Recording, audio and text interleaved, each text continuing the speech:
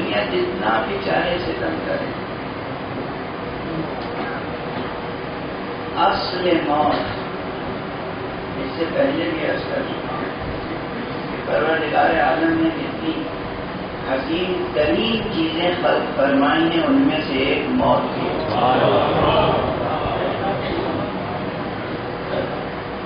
موت قریب نہیں ہے، موت اتنی ہی حسین ہے جتنی حسین زندگی ہے۔ جس طرح ہم اپنے سوء اختیار سے موت کو بھی قریب المنظر، زندگی کو قریب المنظر بنا دیتے ہیں، ویسے ہی موت کو بھی مقروب بنا دیتے ہیں۔ اگر ہم اپنے سوء اختیار سے کام نہ لیں بلکہ حسن اختیار سے کام لیں، یہ عنوان بھی بہت پہلے پورا عشرہ حسن اختیار کے عنوان پہ گزارش کر چکا ہوں، لیکن حقیقت یہی ہے، رب اکبر نے جتنی چیزیں خلق فرمائی ہیں اس نے کوئی چیز قبیح خلق ہی نہیں کری۔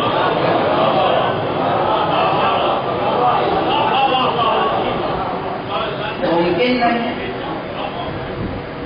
ان اللہ جمیل یحب الجمال، اللہ جمیل ہے اور جمال کو پسند کرتا ہے۔ وہ حسن مطلق ہے، وہ خیر مطلق ہے۔ ممکن نہیں ہے کہ اس کی ذات سے، اس کی حکمت تخلیق سے، اس کی مشیت سے، اس کی قضائے تخلیق سے کوئی قبیح شے وجود میں آ جائے۔ اس نے ہر شے حسین بنائی۔ شیطان بھی بنایا تھا جب اللہ نے تو بہت حسین تھا، اس نے خود سے اپنے کو قبیح بنا لیا۔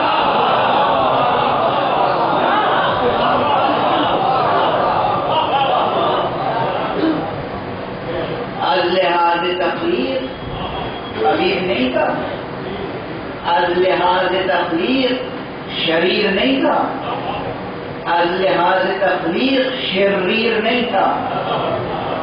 اس نے خود سے اپنے کو قبیح بنا لیا، اپنے سوء اختیار سے خود سے شریر بنا لیا، خود سے شریر بن گیا۔ حق سبحانہ و تعالی نے جو کچھ بھی بنایا ہے حسین ہے، اور جو حسین ترین چیزیں ہیں ان میں سے ایک موت ہے۔ اور یہ آیت جو میں اس مناسبت سے پڑھتا ہوں، یہ بھی پڑھتے ہوئے تقریباً 14-15 برس سے ہو گئے، لیکن پھر بھی میں عرض کر رہا ہوں قرآن کی قسم کھا کر ابھی بھی خود اس آیت میں جو مطالب ہیں وہ ختم نہیں ہیں۔ اس آیت میں جو مضامین ہیں، جو مطالب ہیں تحت رکھتا ہے وہ ختم نہیں ہوئے۔ اور جب اس معمولی سے نالائق طالب علم کی نگاہ میں ابھی مطالب باقی ہیں تو آپ سوچیے کہ اگر واقعی مکتب عصمت میں ہم پہنچ جائیں،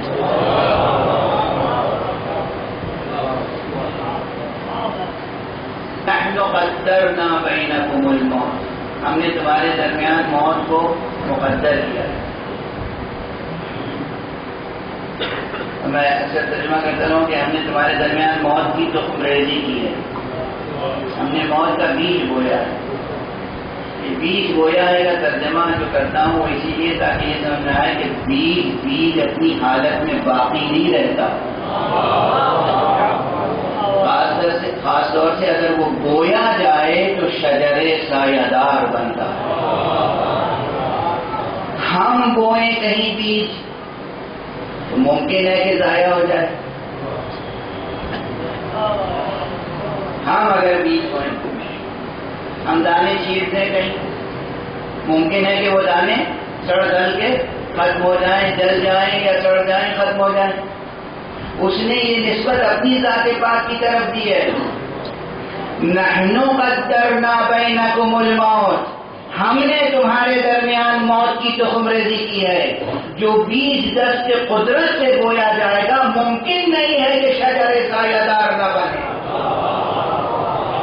توجہ ہے؟ اسے مطالب فکری طور پہ سوچنے سے تعلق رکھتے ہیں، سوچیں اور سوچتے رہیں۔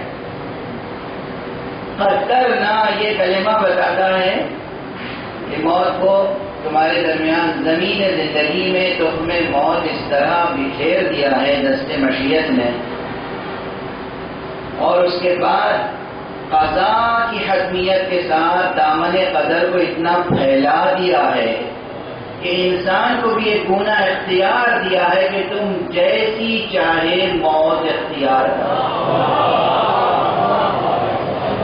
چاہے تو ہلاک ہو جاؤ چاہے تو شہید ہو جاؤ۔